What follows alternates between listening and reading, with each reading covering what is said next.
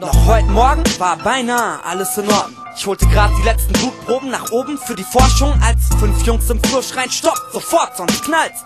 Hände auf den Rücken, Dog, oder wir machen's kalt. Wie kann das sein? Keiner kennt Doc Frank Einstein. Denn alle Dateien in meinem Laptop sind streng geheim. Der CIA, das FBI?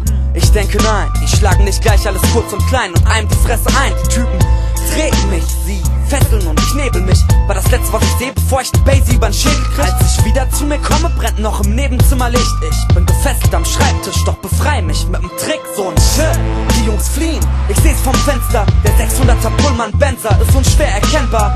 Wer waren die? Was planen sie? Wer gab den Auftrag? Mein Cash war denen egal, nein, ich weiß, worauf die aus waren.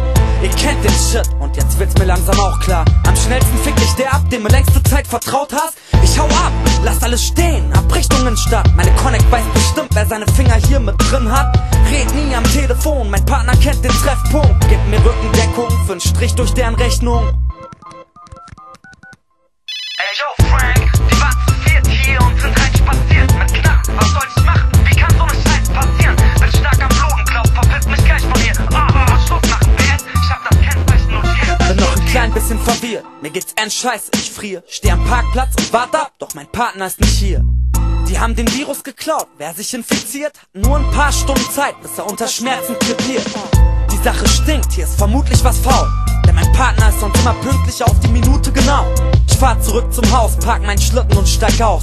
Genau wie ich's vermutet hab, die Eingangstür steht auf. Beeil dich, da liegt ne CD auf deinem Schreibtisch. Konnte nicht zum Treffpunkt kommen, egal, schnell, die Zeit reicht nicht. Entschlüssel die Geheimschrift, wir sehen uns dann wahrscheinlich. Die Welt liegt in deinen Händen, Mann, ich denke mal, du weißt.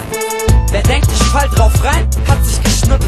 Ihr fickt mit dem Falschen, der Dog ist zugerissen. Doch bevor ich den Virus zock, Martini on the rocks. Geschüttelt, nicht gerührt, man spürt, ich liebe